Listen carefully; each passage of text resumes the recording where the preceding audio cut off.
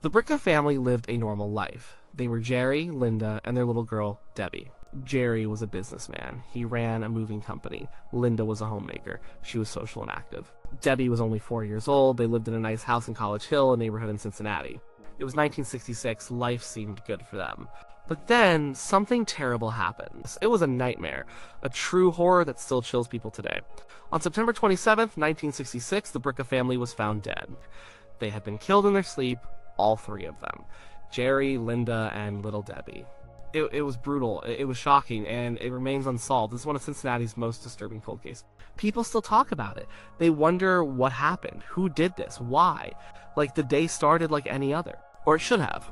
Jerry's brother, Sonny Bricca, was the one who found them. He had a reason to go to the house. Jerry hadn't shown up for work. This was unusual. Jerry was dependable. Sonny grew worried. He went to the house on Devil's Backbone Road. That's a strange name for a street, you might think. It gives you a strange feeling. But Sonny got to the house. He saw the doors were locked. He peered inside. He could see things were wrong. He knew something was terribly amiss. He called the police. They got there fast. The police had to force their way in. What they found inside was a scene of pure terror. And Jerry Bricca was in his bed. He was dead. Linda Bricca was in her bed too. She was also dead. And in her own little bed in her room was Debbie. She was dead too. They had all been stabbed. Over and over again. It was a frenzy, a brutal personal attack. There was so much blood, it was everywhere. It was a truly awful sight for the officers. And it was just the start of a very long, very frustrating investigation. Like, Jerry Bricca was 30 years old. He was a hard worker. He owned Bricca Brothers Moving and Storage. He had a future. Linda Bricca was 27. She was pretty. She was well-liked. She was a mother. Debbie was only 4. She had her whole life ahead of her. She was a small child. She was helpless. The thought of a child being killed like that in her own bed, it just tears at you. It makes you feel sick. The house itself told a story, or it tried to. Police looked very careful. There was no sign of forced entry. This was a big clue. It meant the killer probably got in with a key, or someone let them in, or a door was left unlocked. But usually, if it's a stranger, they break in. This suggested someone known to the family, someone they trusted, or someone who knew their habits. The bedrooms were where it happened. Jerry and Linda were in their bed. Debbie was in hers. This was not a random street attack. This was an invasion of their safe space. Their home, their beds. The killer came for them while they slept. That's a particularly chilling detail. It implies premeditation. It implies a deep, dark intent. Investigators tried to figure out a motive. Was it robbery? They looked around. Some small things might have been missing, but nothing obvious. No big TV or stereo, no stacks of money. If it was just about stealing, why such a violent attack? And why kill a child? That almost never happens in a simple robbery. It felt like something else. Something personal. The police started talking to people, neighbors, friends, family, business associates, everyone who knew the Briccas. They built a picture of the family. Jerry seemed to have some business issues. He had debts. He was under stress. Running a business is tough. Did someone have a grudge? A business rival? An angry employee? This was one line of thinking. Linda was described as outgoing. She was social. She had a lot of friends. She liked to go out. Was there something in her life? A secret. Someone she knew who might have had an issue with her. It's always hard to talk about these things after someone dies. People whisper. But the police have to listen. They have to follow every lead. The early investigation was thorough for its time, but it was 1966. DNA analysis didn't exist. Fingerprint technology was good, but not like today.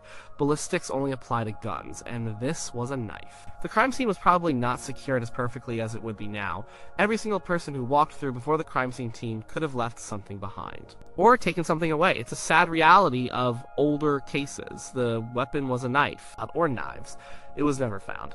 This is a critical missing piece of the puzzle. Finding the weapon often points right to the killer.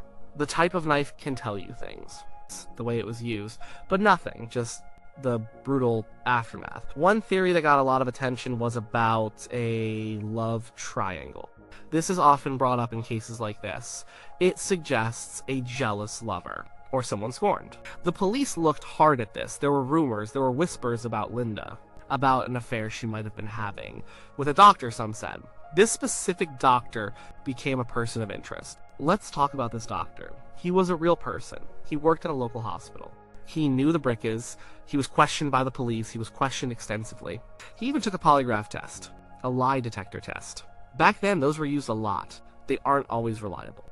and they aren't admissible in court, but they were part of the process. The results were inconclusive, or he passed. The details get muddy over time. But the doctor had an alibi. He said he was at home. With his family, it was late at night. How do you prove that? How do you disprove it? He was a respected professional. But the police kept coming back to him. It was a strong theory for them, a crime of passion, a jealous rage. It fit the personal, violent nature of the killings. And then there's Jerry. Was he involved in something that led to this? Was it a hit? That feels a bit too dramatic. But his business was struggling. He owed money. Sometimes people get desperate. Did he cross someone dangerous? It's possible. But again, to kill the whole family, a child, that usually suggests a deeper, more personal, more unhinged motive. Not just a simple business dispute. Neighbors were interviewed. Did anyone see anything? Hear anything? A strange car? A strange person? The neighborhood was quiet. People said they didn't hear a thing. That's unusual for such a violent event. Unless the killer was very quiet, or the neighbors were just very sound sleepers. Or maybe they were too scared to say anything. The police kept working. They ran down every lead. They interviewed hundreds of people. They looked into every rumor, every possibility. But nothing seemed to stick. No clear suspect emerged. No definitive evidence. The trail went cold. That means the leads dried up. The fresh information stopped coming in. The case sat there. Open, unsolved. A constant reminder of the horror. Think about the time. Forensic science was in its infancy compared to today. Imagine if this happened now. Every drop of blood would be DNA tested, every fiber analyzed, every phone call tracked, every surveillance camera checked. None of that existed then. The lack of forced entry is a huge piece of this puzzle. It means the killer either had a key or was let in or found an unlocked door. It was a stranger, finding an unlocked door is possible, but it's less common, and the brutality points away from a random opportunistic stranger. It points to someone with a specific target, a specific hate. What about a prowler? A random killer who was watching the family. Someone who snuck in? This is a terrifying thought. But again, the lack of forced entry and the extreme violence. It doesn't quite fit the typical pattern of a random break-in or a serial killer. Serial killers often have a specific victim type or a specific MO. This feels different, more targeted. The community was scared. Who wouldn't be? A family killed in their beds by a child. It makes you wonder about your own safety, your own home. It shattered the sense of security in College Hill. People locked their doors tighter. They looked at their neighbors differently. Suspicion can spread fast when a killer is out there. Unknown. Decades passed. The case never truly went away. It stayed in the police files. It stayed in the minds of the detectives who worked. It stayed in the memories of the Bricca family's remaining relatives. Every now and then, a new detective would look at it. A new pair of eyes. They would go over the old reports. They would re-interview people. They hoped for a new clue. A fresh perspective. Sometimes, people who know things keep quiet for years. Maybe they were scared. Maybe they were protecting someone. Maybe they didn't think it was important. But as time goes on, loyalties change. Fear lessens. Guilt grows. So sometimes old cases get new leads. People come forward. But for the Bricca family, that hasn't happened. Not enough to solve it. The doctor, the one linked to Linda, he always remained a person of interest. He always denied involvement, and no direct evidence ever connected him to the scene. But the speculation lingered. It always does in these situations. It's human nature to try and make sense of the senseless. And a jealous lover theory, a crime of passion, it provides a kind of explanation, even if it's a dark one. Imagine the family of the Briccas, Sonny, who found them. How do you live with that? How do you cope with such a loss? And with no answers, no justice. It's an unimaginable burden. They want to know. They deserve to know. Who took their loved ones? Who took Debbie? The police departments have changed over the years. New leadership, new resources. But the cold case unit in Cincinnati still looks at these files. They still hope. They still believe that someone out there knows something. Maybe a small detail. A forgotten conversation. A secret kept too long. Some people think the killer is dead now, after so many years. If the killer was young back then, they would be old now. Or they might have died of natural causes, or they might still be living a normal life somewhere. Carrying this terrible secret, that's a chilling thought. Someone could be walking around having lived a whole life after committing such an awful act. The Bricca family murder is a stark reminder of what happens when a case goes cold. The questions linger, the pain remains, the lack of closure is a heavy weight. There are no easy answers here, there are only theories, only what-ifs. The house on Devil's Backbone Road, it's still there. People live there now. but for many it will always be the house where the Bricca family was killed. It holds a dark history, a tragic memory. What does it take to solve a cold case like this? Sometimes it's a new witness, someone who was afraid to speak before. Sometimes it's a new forensic technique, something that can pull information from old evidence, a trace of DNA, a fingerprint that was once too smudged to read. But for the Briccas, there hasn't been that breakthrough. Not yet. People in Cincinnati, especially those who lived through that time, they remember it vividly. They remember the fear, the shock, the unanswered questions. It became a part of the city's darker history, a story told in hushed tones. The police have often said they believe they know who did it. They have a strong suspicion, but suspicion is not proof. You need evidence. You need to prove it beyond a reasonable doubt.